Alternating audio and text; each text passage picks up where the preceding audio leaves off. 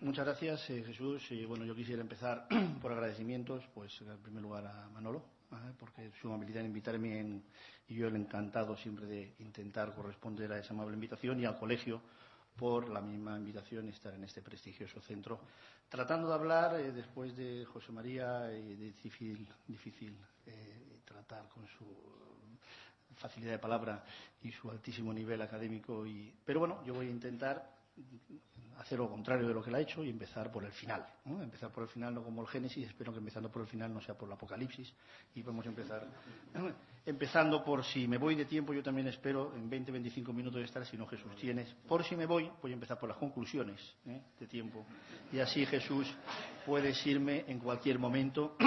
Yo creo que el principal reto de la energía en el siglo XXI, y haciendo un poco, ya que no voy a estar en estas 8 semanas aquí, la ponencia general es retos, situación actual y retos de futuro, pues yo creo que el principal reto de la energía en el siglo XXI será conseguir una matriz energética precisamente menos dependiente de los combustibles fósiles, que es de lo que voy a tratar, más sostenible y con mayor eficiencia económica. Haciendo un poco de parangón hacia una antigua campaña, pero justo a lo contrario, ¿no?, de nuclear no gracias, yo creo que sí gracias a todo esto es necesario renovable, biocombustibles, gas natural, nuclear, cambios tecnológicos, captura y secuestro de CO2 y uso racional de la energía. Y por si no queda claro las conclusiones, yo creo que la sociedad, y sería el final de las conclusiones, no puede permitirse, muy sencillo, no puede permitirse el lujo de prescindir de ninguna fuente energética, conocida o por desarrollar. Si esa es la conclusión, vamos a empezar a ver si soy capaz de convenceros de que tengo algo de razón, interrelacionando unas variables que han sido comentadas por los ponentes que me han precedido y por los anteriores en la presentación, que es crecimiento, desarrollo económico y demanda energética. Afortunadamente o desgraciadamente, estos hechos son a nivel mundial, es una constante. O sea, con amplias diferencias, el PIB mundial está creciendo y va a crecer un 2,8% anual acumulativo, y la población más o menos un 0,9%. La renta per cápita, y lo voy a desarrollar, de estos países es y seguirá siendo baja. Hay una elevada concentración, esto es un drama, de la demanda energética, y la energía es un combustible para el crecimiento. Estas 4 ideas las quiero desarrollar. Voy a utilizar en todas estas charlas diversas fuentes, no utilizando una, pues voy a utilizar los últimos informes de la Agencia Internacional de la Energía, donde efectivamente estuve trabajando 3 años y medio, perspectivas energéticas mundiales publicadas este año, en el año 2006. Voy a utilizar un estudio de ExxonMobil del año 2005, que procede de Outlook for Energy, una visión para el año 2030. Voy a utilizar también algunos datos históricos de estadística de BP Statistical Review o World Energy, para mí una de las mejores fuentes de revisión, y algún otro estudio de una asociación muy interesante, que es el World Business Council for Sustainable Development, que es una entidad que mira todos estos temas energéticos. En el fondo son de años 2005, 2006, 2007 todas las publicaciones, y básicamente llegan a las mismas conclusiones. Esto es, en este estudio de ExxonMobil a nivel mundial, que presentó en el año 2006-2007 y lo sigue siendo válido, pues se pone de manifiesto que, según sus expertos, y ExxonMobil sabe de qué está hablando, puesto que está presente, es la multinacional más grande que existe en el mundo, pues el PIB va a crecer un 2,8% en promedio del 2000 al 2030. Estos son los estudios, pero con amplias diferencias. Mientras algunos países van a tener unas tasas del 2 al 2,6%, Europa, Norte, África y Japón el 1%, van a haber otros países donde crecen el 6, el 3,9%, dando ese 2,8%, pero con amplias diferencias. Si miramos en la parte de la derecha del gráfico, la población, también dice, bueno, el total mundial va a crecer un 0,9%, pero fijémonos que hay unos 1.000 millones de personas, que son estos Europa, Norte de América y Japón, que están creciendo con unas tasas moderadísimas o incluso negativas. Y, sin embargo, unos 5.000 millones de personas que están creciendo a unas tasas del 1,2, 0,7. La combinación de estos fenómenos es importante, es decir, cuánta riqueza por habitante. Pues aquí tenemos los 2 o los 3 mundos que hay, donde están esos 1.000 millones que están teniendo unas rentas per cápita del orden de 20.000, 30.000 dólares per cápita, y que van a seguir creciendo. La combinación de sí crecimiento de la riqueza y no crecimiento de la población, van a llegar a 35.000, 60.000, y estos 5.000 millones de personas que forman el resto del mundo, 5.500, con unas tasas de unos PIB per cápita de 800, 2.000 y 5.800, van a dar que las diferencias van a seguir existiendo y serán todavía más acusadas. Y esto es un hecho. Entre el año 80, los países desarrollados en promedio tenían una renta per cápita de $19.700 por habitante, los de en vías de desarrollo 1.200. Si estos grandes números son ciertos, en el 2030 los países desarrollados tendrán unos $50.000 per cápita y los países en vías de desarrollo 3.600.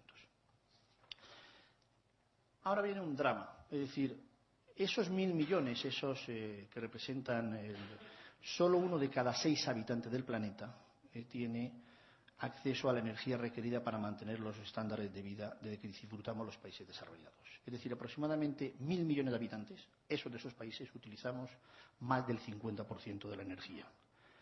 Otros 1.000 millones de habitantes consumen el 4% de energía y hay unos 4.000 y pico que se quedan con el 30 y tantos por ciento de energía. Y esto es así. Simplemente si el consumo medio del mundo fuera el equivalente del consumo medio norteamericano, los niveles de emisiones se multiplicarían por 6 o por 7 y no habría bastante energía y se acabaría. Esto es un hecho que nos tiene que obligar a pensar hasta qué punto esa palabra tan bonita de crecimiento sostenible es una palabra bonita o es una absoluta necesidad simplemente porque no hay más hasta que lleguemos a maestrar todas estas cosas que decía José María. Y hay también otro hecho contrastado en este documento del World Business Council, que es un estudio muy profundo se ha llegado a un nivel de correlación bastante importante. Cuando los países tienen una renta hasta los $3.000, pues la demanda energética crece rápidamente por el despegue de la industrialización y movilidad personal. Es decir, no tenemos que pensar mucho que en España, que acabamos la barrera de los $2.000 en el año 74, pues pensamos los que tenemos más, pues el enorme crecimiento industrial, el enorme crecimiento energético, conforme hemos ascendiendo en esa rampa de crecimiento, o podemos pensar en el modelo China. Por encima de los 15.000, la demanda energética crece más lentamente. Ahora, precisamente, Francisco decía que en el año 2005, y estamos en rentas per cápita de 30.000 en España, la intensidad energética está bajando, pero estamos hablando que crece más lentamente. Y más allá de los $25.000 de renta per cápita, el crecimiento económico puede continuar sin grandes crecimientos de demanda. Esto es una realidad estadística bastante incontestable. Y estos son los elementos que me gustaría que tuviéramos para abordar pues, este panorama energético actual, en el cual me voy a referir a ver la energía primaria en el año 2006, pero me voy a centrar en el objeto de la charla mía, solamente en las petróleo, gas natural y carbón, lo que es tras una visión de la energía primaria. El mundo, se decía antes en la charla original de Francisco Maciá, pues ha consumido 10.000 millones de toneladas de equivalente de petróleo. Esto es mucho. Está dominado por el petróleo, que representa un 36%, este es el mundo, el gas natural 24% y 28%. De lo que yo estoy hablando de energías fósiles es el 88%, es decir, la energía en la actualidad representa la energía fósil es el 88% del total. En España, por hacer una mención, ya que estamos en España, es dramáticamente el petróleo es mucho mayor, 54% de la demanda, 20% el gas, se ha comentado que ha crecido mucho, pero aún es el 20%, y el carbón el 13%. Curiosamente, la suma de los tres da el 87%. Más o menos los combustibles fósiles representan a nivel mundo, pues vemos que los países de la OCDE, Europa OCDE, América OCDE y Asia OCDE, que son estos tres que estoy marcando, pues consumen prácticamente el 51% de esa energía primaria. Es decir, esos 1.000 millones de habitantes que más o menos son los países de la OCDE, son esos 51%, dejando un 49% para Asia OCDE, que consumen el 8%, China e India el 20%, estos dos países solamente, y el resto del mundo el 29%. Ahora, si esto es así, la foto fija del año 2006, me gustaría sobre eso comentar un poco cómo han sido las tasas de crecimiento mundiales de energía.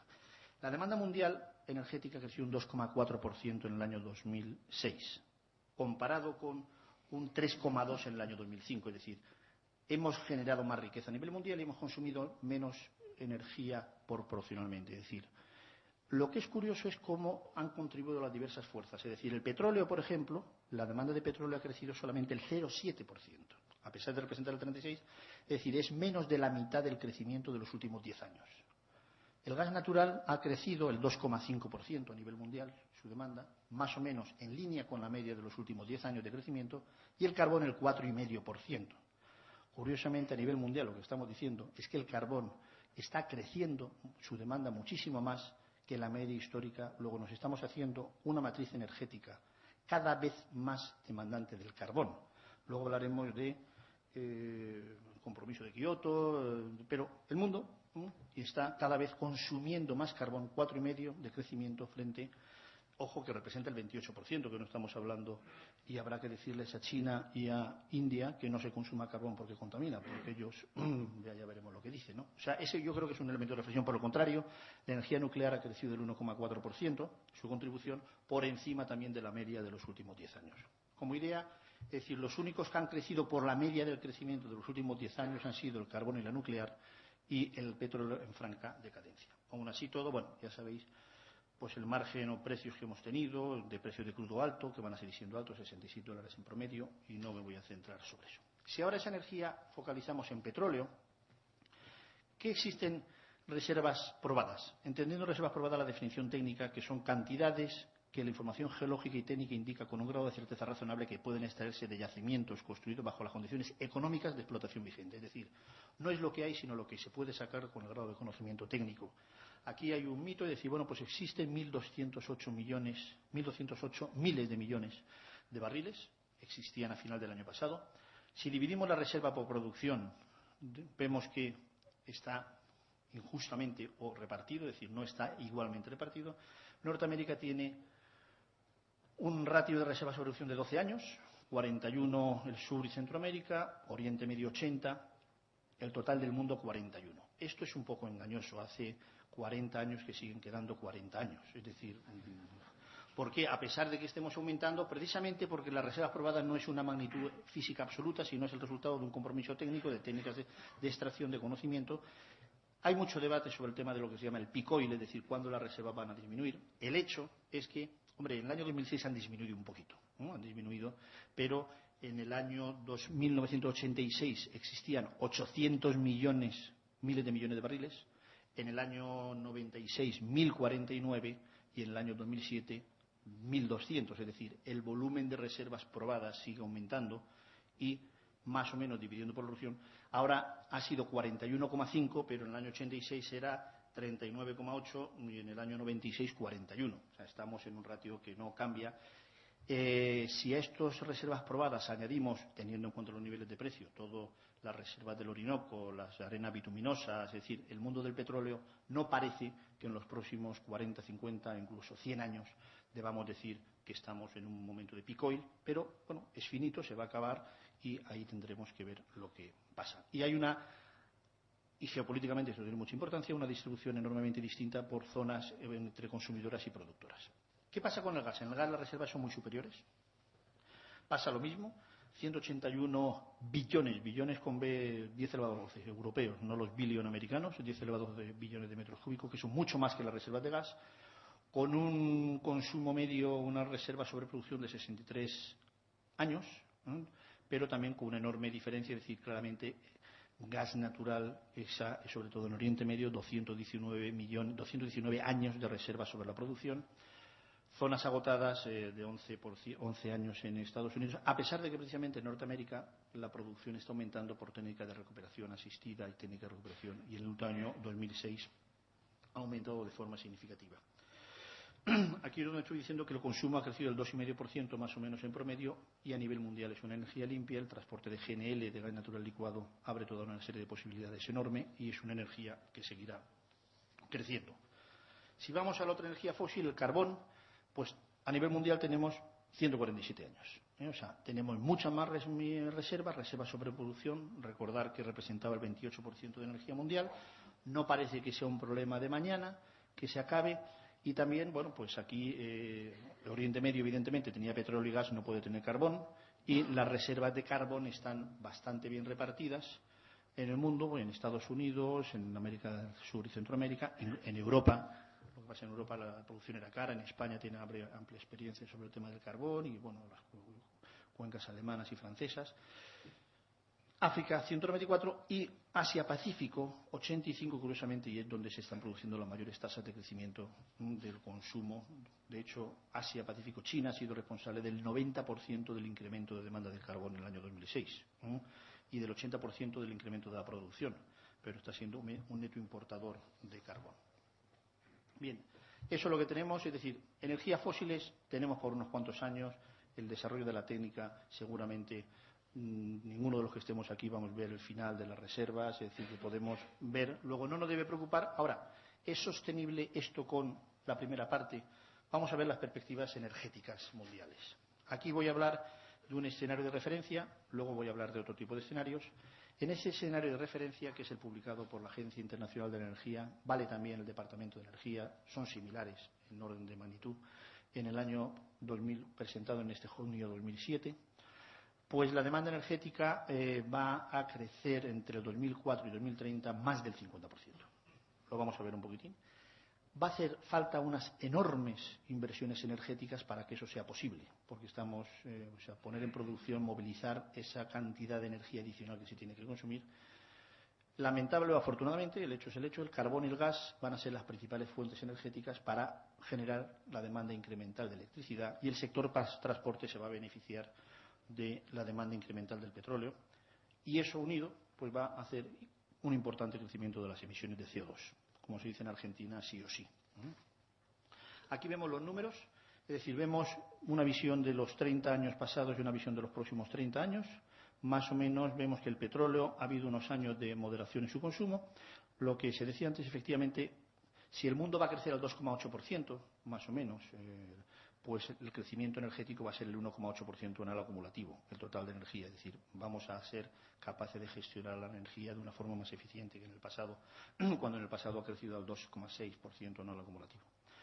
Aquí hay el mix, cambio de mix, el carbón que siguió creciendo, de repente el gas natural con esa tasa de crecimiento fue desplazado a principios de los años 2000, pero la tasa de crecimiento del carbón sigue imparable, aunque se supone que tanto el petróleo como el gas, en esta parte de la izquierda, van a seguir siendo los principales fuentes energéticas de los próximos 30 años. Vamos a pasar de esas 10.000 millones de toneladas equivalentes de petróleo del año 2006 a 16.000 millones de toneladas equivalentes en este escenario de referencia, donde se supone un crecimiento moderado de la energía nuclear. Este es el resultado.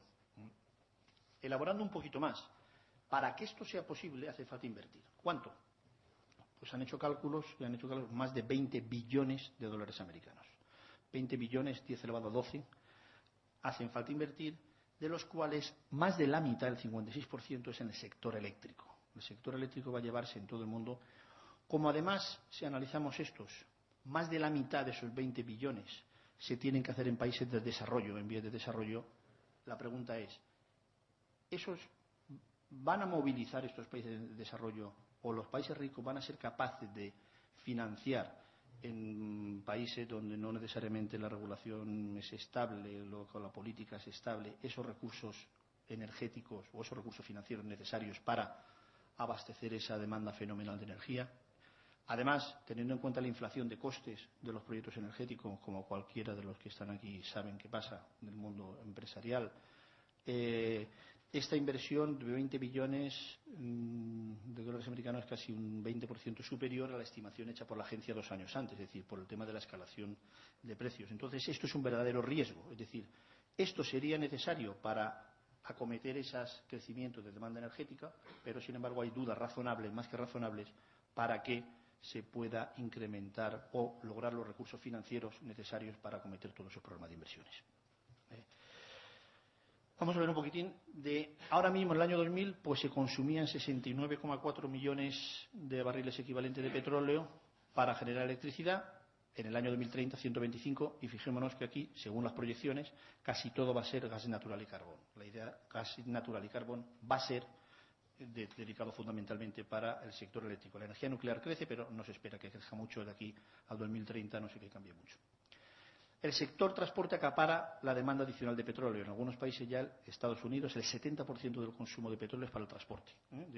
Y fijémonos que del crecimiento de la demanda incremental de petróleo en millones de barriles por día, casi todo va a ser para el transporte, en rojito, y fundamentalmente ese crecimiento fenomenal va a ser fuera del NOCD, porque son países que quieren movilizarse no solamente en motos, primero eran las bicicletas, luego las motos y ahora los coches, y eso tiene algunas conclusiones. Todo esto combinado va a hacer que emitamos, so pena que lo cambiemos, sigamos creciendo los millones de toneladas de CO2 a la atmósfera, y ese equilibrio antropogénico que se decía es bastante más complicado.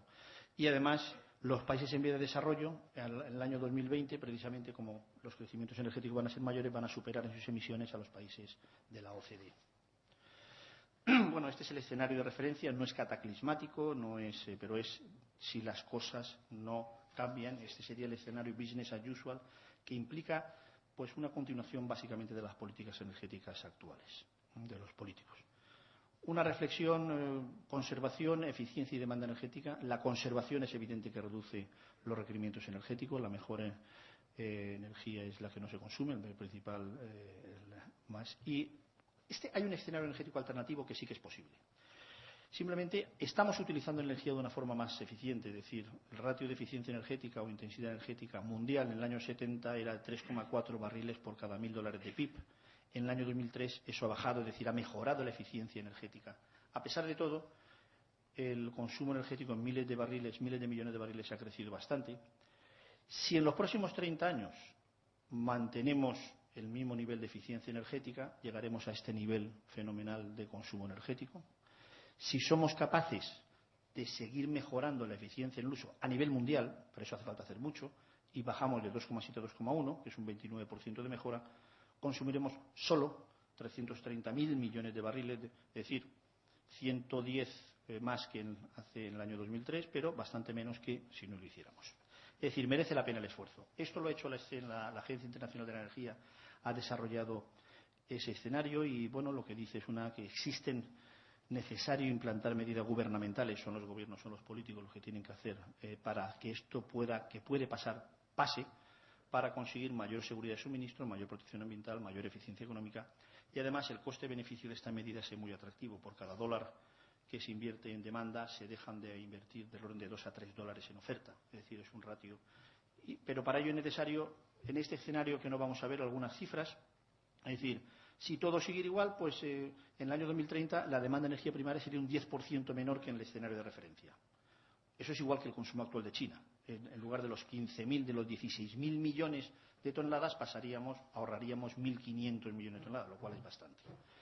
La demanda de petróleo crecerá 20 millones más que en 2005, pero 13 menos que si no hacemos nada. Y eso es equivalente al consumo actual de Rusia, total. Los coches, las medidas en el sector del transporte aéreo pueden producir el 60% de este ahorro. Coches más eficientes, producción y consumo de biocombustibles. Las emisiones de CO2 pueden reducirse en 1,7 gigatoneladas de carbono, de CO2, y en 6,3 frente al escenario de referencia. Ahora mismo el mundo emite 8 gigatoneladas de CO2 en el año 2000. Gigatoneladas son 10 elevado a 9 toneladas de CO2. Pues según estos escenarios, si no hacemos nada, vamos a emitir 15 o 16 gigatoneladas de CO2 de carbono, que sería 3 veces más de CO2 en el año 2050. Y se pueden ahorrar, ¿cómo? Pues con medidas de ahorro de energía, con aislamiento, como luego veremos de edificios, con medidas. Es decir, se puede producir un coste energético de más de 8.000 millones de dólares con medidas específicas de uso racional de la energía. Estoy acabando ya, me quedan unos pocos minutos, creo que está en tiempo. Y en el fondo decir, bueno, ¿cómo es posible compatibilizar ese deseo de la humanidad de seguir creciendo económicamente, de seguir desarrollándose en población? Indefectiblemente eso va a conllevar una demanda energética y el tema de la reducción de las emisiones, que no lo toco de soslayo, lo he tocado de soslayo y será objeto de varias, pero evidentemente la estabilización de CO2 en la atmósfera a niveles razonables de incluso 500 partes por millón, que es muy superior a lo que actualmente, que son 370, va a exigir medidas enormes que sean tomadas ahora, porque si no luego va a ser muy tarde. ¿Se puede compatibilizar? Y eso es una de las conclusiones, en mi opinión, para poder conseguirlo, porque para poder curvar pues es necesario utilizar todas las opciones energéticas disponibles, evidentemente la nuclear es una de ellas, esto lo estoy diciendo explícitamente, así como introducir lo más rápidamente posible las nuevas soluciones tecnológicas. A veces no pensamos, la tecnología evoluciona muy rápidamente, pero una vez tomada una decisión, el cambio tecnológico es muy lento, es decir, cuando construimos una caldera, una central de carbón, hoy va a estar 45 años emitiendo carbón. Cuando construimos una central hidráulica, va a estar 100 años produciendo. Luego, el ritmo de crecimiento, es decir, si pensamos que el coche del escarabajo pues fue diseñado en 1930 y básicamente hoy circula y sigue circulando ese mismo modelo en México, es decir, y se prevé que se acabe dentro de 15 años, habrá estado ese modelo, que no es que sea muy fiable, la tecnología fue introducida en 1930, ese mismo coche ha durado 100 años, es decir, básicamente. Por lo tanto, la velocidad del cambio tecnológico, la tecnología cambia mucho, pero cuanto antes metamos todos los cambios tecnológicos, porque la inercia es extremadamente lenta del sistema energético mundial. Y cuando uno analiza, pues a pesar de que hagamos lo que hagamos ahora, vamos a seguir emitiendo CO2 más en los próximos 20 años. Y cuanto antes la sociedad civil se entere, y que es un hecho crítico, mejor. Es decir, cuanto más se debata y cuanto más diga, oye, que tenemos que tomar medidas y no decir pajaritos y flores, mejor. ¿Cómo se puede compatibilizar? Dos vías simultáneas y necesarias. Una es reducir las emisiones y conservación y eficiencia energética. ¿Cómo se puede reducir las emisiones? Disminuyendo la relación energía por carbón. Estamos viendo que estamos haciendo justo lo contrario. Empiezo diciendo que el carbón es el que más está creciendo y va a seguir creciendo porque China y la India van a depender del carbón en los próximos 20 años. Hagamos, digamos, en la OCDE lo que digamos porque van a seguir consumiendo. Por lo tanto, si es verdad estos estudios, en el 2000 existían 3.500 gigavatios de potencia eléctrica instalada. Si es verdad todo esto, van a hacer falta en el 2030 7.000 gigavatios. Y en el 2050 10.000 gigavatios de potencia instalada. 700 centrales de carbón emiten 1 gigatonelada de carbono. 1 gigatonelada de carbono es 10 elevado a 9 toneladas de carbono o 3 gigatoneladas de CO2. ¿Cómo podemos evitarlo si no queremos aumentarlo? Pues con 700 nucleares de 1 gigavatio de potencia nucleares. Es decir, porque si no, no hay solución. O bien construyendo 1.400 centrales de gas. Como las emisiones de las de gas son de la mitad de CO2, nos hemos ahorrado 1 gigatonelada. O bien con 300.000 turbinas eólicas de 5 megavatios. Ahí hace falta decir que esas 300.000 turbinas eólicas ocupan todo Portugal. No, es verdad, es la extensión. Bueno, pero hay que hacer combinaciones. O con 700 centrales de carbón con captura y secuestro de CO2, que hay que localizarlas cerca de las minas. Es decir, son números concretos que hay que tener en cuenta por cada 700 centrales, y fijémonos que van a hacer falta bastante más de 700 en los próximos años para compensar ese crecimiento. Otra forma, el transporte. En el 2000, 700 millones de vehículos emiten 1,5 gigatoneladas de carbono. Esto lo hemos emitido los coches. Se prevé que en el 2050 habrán 2.000 millones de vehículos. Los chinos quieren coches y falta ir a China para que vean qué coches quieren los Audis A6 y todo esto. Que son más eficientes, es decir, casi 3 veces más vehículos van a emitir casi 2 gigatoneladas de carbono. Es decir, hay una mejora, pero eso no es suficiente. Si queremos bajar y ahorrarnos 1 gigatonelada de emisiones, es si todos los vehículos fueran híbridos o con tecnologías diésel avanzadas o como combustible, o si 800 millones de vehículos de estos 2.000 utilizaran hidrógeno. Es decir, estamos hablando de determinadas. Es tan importante la cantidad de recursos y de concienciación y medidas políticas que hay que hacer. Es posible, sí, pero o la conservación y eficiencia energética aumentando, es decir, transporte de masas, ferrocarriles, metros, nuevos edificios. Son posibles ahorros de hasta el 90% de consumos energéticos en los edificios, pero hoy el parque inmobiliario español, a pesar de la crisis, pues ya está el 90% de lo que estará en el 2050 y ya está construido ahora. Por lo tanto, la renovación es muy lenta. Los aparatos de consumo bajo energético entre la clase A y la clase E hay una enorme diferencia de consumo energético que lleva unos ahorros. Y la sociedad de la información es haciendo las cosas de forma diferente a nivel de concienciación individual. Acabando por el final, ya que el moderador me ha permitido llegar al final, pues empiezo diciendo que creo que el principal reto es conseguir una matriz energética menos dependiente de los combustibles fósiles, y lo tenemos complicado a no ser que se hagan muchas cosas, pero no nos podemos permitir el lujo de prescindir de ninguna fuente energética conocida por ser real. Muchas gracias.